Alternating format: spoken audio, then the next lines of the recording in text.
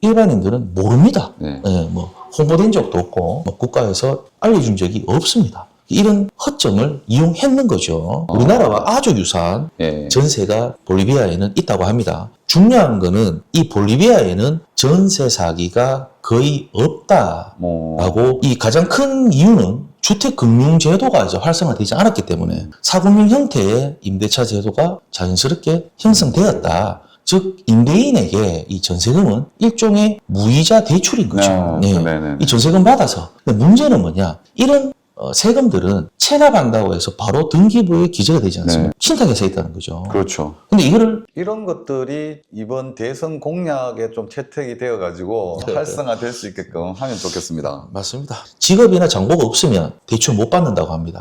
따라서 이런 전세라는 것들이 따라서 우리나라로 따지면 등기부 등본이죠. 네. 이 등기부 등본에 이전 세입자들의 전세 기간, 시점, 금액, 또 임대인이 집을 사기 위해서 받은 대출, 네. 내역. 우리나라 등기 제도는 형식적이죠. 네. 서류만 맞춰지면 네네네. 묻지도 않고 따지지도 않고 다 등기해 줍니다. 우리나라의 확정일자만 받는 것과는 수준이 다른 이런 판단 자료로 그게 이렇게만 이런 방식이 채택이 된다면 전세 사기를 예방하는데도 네, 아주 네. 굉장히 도움이 될 것 네. 같습니다. 맞습니다. 누가 어떤 금액에 돈을 임대료를 못 올리게 하겠다, 거주기간 길게 하겠다 이런 문제가 아니라 근본적인 네. 해결책이 좀 네. 필요하지 않을까. 네.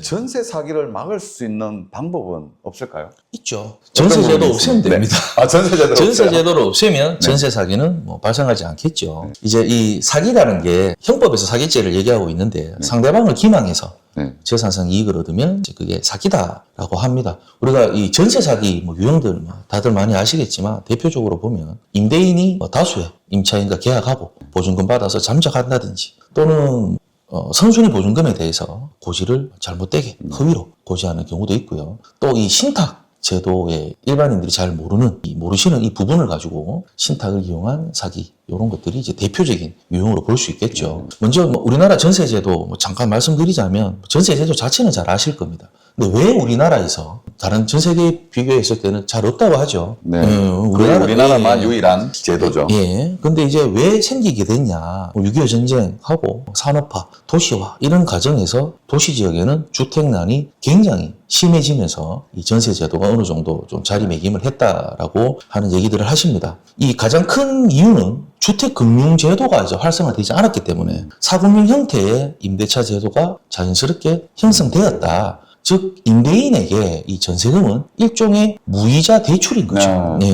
이 전세금 받아서 다른 데 투자를 하시든지 사업자금으로 활용을 하시죠. 그럼 임차인은 또 주택이 필요하지만 주택을 살 만큼의 구입자금은 좀 부족할 경우에 이 전세제도를 이용을 합니다. 따라서 서로 득을 보는 이런 제도인데 어쨌든 전세 사기를 전세제도를 없앨 수는 없을 거고 그나마 조금 방지를 하고자 어쨌든 요즘에 보증보험 그게 제일 좋은 안전장치라고 전세 보증보험. 네. 하지만 문제는 대부분 아파트, 즉 공동주택에만 좀 적용되지 않냐. 단독이나 다가구 주택 이런 경우에는 시세도 확실치 않고요. 또 된다 하더라도 상대적으로 금액이 많이 낮죠. 또 다가구 같은 경우에 선순위가 있기 때문에 보증보험 가입 자체가 어려운 경우가 대다수입니다. 만약에 전세보증보험이 못하고 계약을 한다라고 했을 때에는 일단 확정일자, 부여현황, 그리고 국세, 지방세, 납세증명서 확인이 필수적이지 않나. 이 국세, 지방세, 납세증명서 같은 경우에는 만약에 임대인이 채무불이행으로 인해서 경매라는 강제집행을 당할 때, 부동산이 강제집행을 당할 때 이 조세 채권 우선의 원칙이 있습니다. 그래서 이 당해세, 즉 부동산 자체에 부과되는 세금, 종부세, 재산세, 상속세, 증여세 이런 것들은 배당에서 즉 주택의 환가대금에서 먼저 가지고 간다는 거예요. 먼저 가지고 간다는 거죠. 근데 문제는 뭐냐? 이런 세금들은 체납한다고 해서 바로 등기부에 기재가 되지 않습니까? 법정기일을 따지는데 이 법정기일은 고지서, 납부고지서 발송일을 법정기일로 보고 있죠. 따라서 지금 임대인이 체납을 하고 있는데 등기상에는 깨끗하단 말이에요. 그렇죠. 네. 그리고 전세계약이나 보증금 계약을 했는데 문제는 나중에 알고 보니 당해세의 법정기일이 우선일 경우가 발생을 하죠. 그렇기 때문에 국세지방세의 납세증명서를 필히 확인을 해야 되고요. 하지만 이게 계약 전에 임대인의 동의가 있어야 돼요. 계약 후에는 보증금이 1,000만 원 초과가 됐을 때 계약서 들고 열람할 수 있고 1,000만 원 미만이면 어차피 임대인 동의를 얻어야 된다. 네. 사실 모순입니다. 네. 예, 계약 전에 개인정보 보호가 있는데 주민번호 해서 열람했다고 가정했을 때 그 집을 계약한다는 보장이 없잖아요. 그리고 계약이 이루어졌다면 돈 계약금을 건넸지 않습니까? 네. 계약이 이루어졌는데 추후에 밝혀지는 것은 네. 의미가 없다. 뭐 이렇게 좀 생각이 들고요. 그리고 이제 우리가 보증금 중 일정액이라는 최우선 변제금이라는 네. 표현을 좀 씁니다. 네. 근데 여기에서도 조금 주의하실 점이 뭐냐 하면 최우선 변제금이라고 해서 무조건 다 보장받을 수는 없다는 것을 네. 주의하셔야 될 것 같아요. 주택의 환가 대금에서 경매 비용을 제외하고 2분의 1에서만 이루어지고요, 배당이. 또 더 큰 잘 모르시는 부분이 어떤 거냐 하면 지금 현재 뭐 2,800 이런 대구에서는 2,800 얘기를 합니다. 네. 하지만 무조건 2,800이 아니고요. 최초 담보 물건 설정일에 따라서 소액 임차인의 범위와 최우선 변제금의 범위가 바뀌기 때문에 그런 부분들을 꼭 필히 확인하시고 최악의 경우를 계산해 보시고 어느 정도 안전하다 싶으실 때 들어가시는 게 그래도 뭐 전세 이건 사기는 아니지만 어쨌든 이런 부분을 좀 방지할 수 있지 않을까. 그리고 뭐 신탁. 신탁은 사실 개발 신탁, 토지 신탁이라고 합니다. 네. 그리고 뭐 관리 신탁, 처분 신탁, 분양 관리 신탁, 담보 신탁 많이 있지만 어쨌든 담보 신탁이 주고요. 이 담보 신탁에서 이제 많은 우리가 얼마 전에 접했던 전세 사기가 네.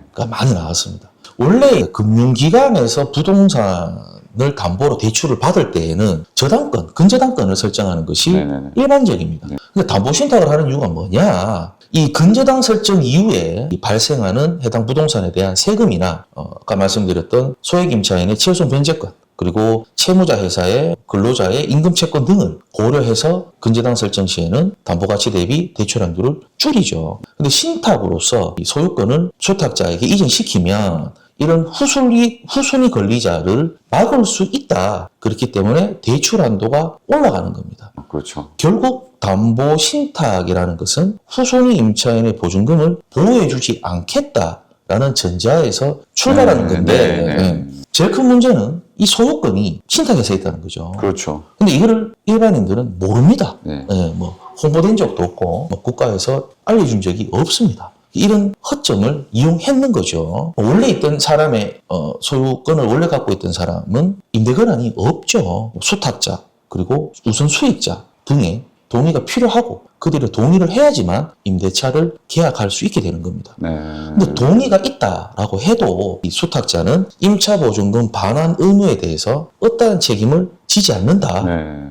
수탁자에게 임차보증금 반환 청구를 할 수 없다라고 되어 있는 동의서가 대부분이라는 겁니다. 네. 따라서 신탁 원부를 확인하셔서 임대 권한이 누구한테 있는지 또 어떠한 조건으로 되어 있는지 우선 수익 이런 것들을 확인해 보셔야 되죠. 원래 신탁 원부는 등기소를 가셔서 발급을 받으셔야 됐습니다. 네네. 근데 지금은 바뀌어서 인터넷 등기소에서 쉽게 신탁 원부를 열람 발급하실 수 있기 때문에 부동산 등기를 열었을 때 신탁되어 있다라고 하면 신탁 원부까지 같이 발급받으셔서 그 내용을 필히 확인하셔야 될. 일단은 신탁이 되어 있다면 임대인은 있지만 신탁 회사에 일단은 서류상으로라도 등기 자체가 넘어가 소유권 자체가 네, 넘어가 네, 있는 것이고 네, 네. 그 소유권을 일단 신탁 회사에서 가지고 이제 관리를 하는 것이고 네. 그러면 이 신탁 중에서도 여러 가지 신탁 방식이 있지만 대부분이 담보 신탁이고 네. 근데 이 담보 신탁이라는 것은 내가 임대인 건물주가 대출을 낼 때에 대출의 범위를 최대한 많이 내기 위해서 대출을 많이 받기 위해서 신탁 방식을 이용하는 건데 이 신탁이 되어 있으면 네. 후순위는 배제하겠다는 것이기 때문에 그런 이유에서 신탁을 이용하는 것이다. 그래서 신탁적으로 등기가 넘어가 있기 때문에 이 임대인 건물주와 계약하는 것은 불완전한 계약이다. 그렇죠. 무효죠. 하여튼 신탁을 이용한 사기도 굉장히 많았던 것 같습니다. 굉장히 많았습니다. 네. 예, 2중 계약, 3중 네, 계약도 네. 하기도 하고 네. 이렇게 하다 보니까 이제는 또 월세를 선호하는 전세보다는 네, 월세를 네. 선호하는 추세인 것 같고요. 뭐 전세 얘기를 좀 어떻게 보면 제 이상일 수도 있습니다만 네. 우리가 이제 전세 제도가 이제 우리나라에서 좀 유일하다라고 보고 있는데 네. 제가 찾아보니까 볼리비아라는 나라가 있습니다.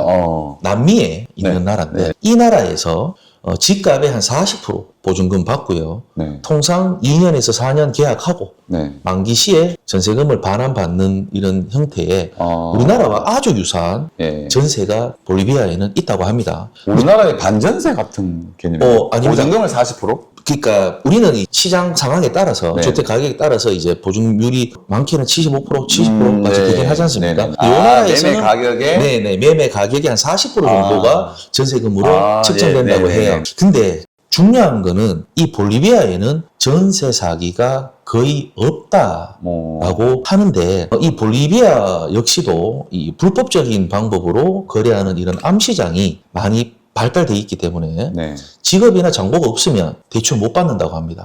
따라서 이런 전세라는 것들이 제도가 뭐 만들어졌다라고 보여지고 있는데 대출이 안 되기 때문에 그렇죠. 우리나라가 전세를 이용한다. 우리나라가 이제 주택 금융 제도가 활성화되지 않은 것처럼 전세가 나타났듯이 이 나라에서도 이렇게 대출 받기가 힘드니 네. 이런 전세금을 이용해서 이제 다른 사업이나 투자를 활용을 하시는 거죠. 네. 근데 이제 왜 전세 사기가 없느냐? 이 나라에서는 전세 계약을 하게 되면 법무부 등기관리소에 의무적으로 이 계약 사항을 등록하도록 되어 있답니다. 따라서 우리나라로 따지면 등기부 등본이죠. 네. 이 등기부 등본에 이전 세입자들의 전세 기간, 시점, 금액, 또 임대인이 집을 사기 위해서 받은 대출, 네. 내역, 여기까지 우리나라랑 똑같습니다. 네. 네. 그리고 그 채무 이력까지 기재가 되어 있다고 하고요. 네.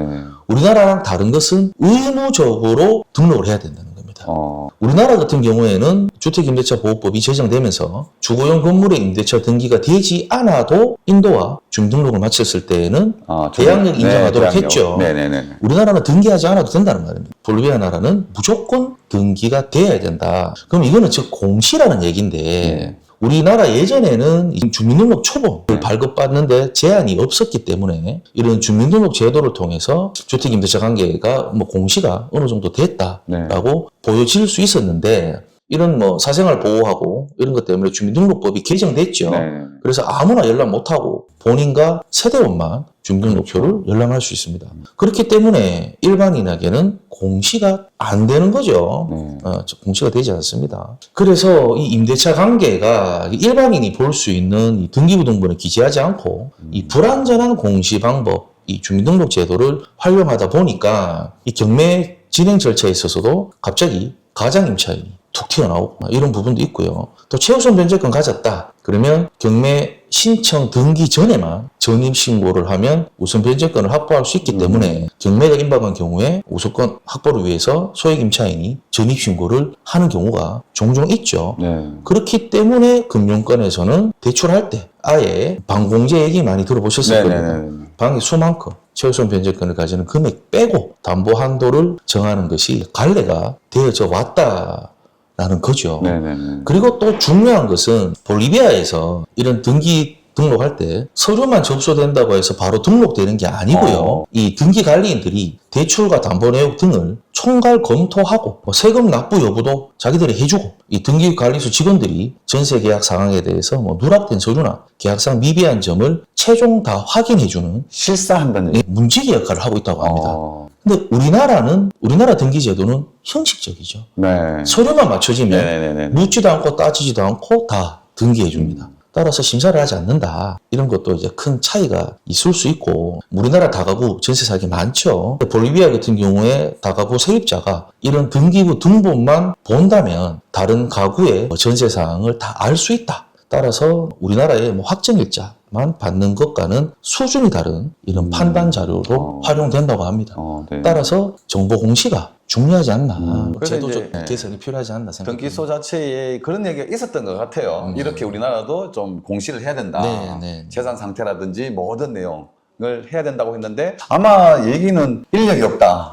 이렇게 얘기가 나오고 그게 이렇게만 이런 방식이 채택이 된다면 전세 사기를 예방하는데도 아주 굉장히 도움이 될 것 같습니다. 맞습니다. 누가 어떤 금액에 임차에 있다라는 정보 별표 처리해서 개인정보를 보호하면서 되어 있는 금액들에 대해서 확정일자 부의 현황 이런 것들 공시 충분히 할 수 있을 것 같고요. 네. 그런 것들이 된다면 아무래도 좀 세입자들이 주택을 임대차 계약함에 있어서 좀 안전장치가 좀 많이 보장되지 않을까라는 생각을 해봅니다. 이런 것들이 이번 대선 공약에 좀 채택이 되어가지고 활성화될 수 있게끔 하면 좋겠습니다. 맞습니다. 돈을 임대료를 못 올리게 하겠다, 거주기간 길게 하겠다 이런 문제가 아니라 근본적인 네. 해결책이 좀 네. 필요하지 않을까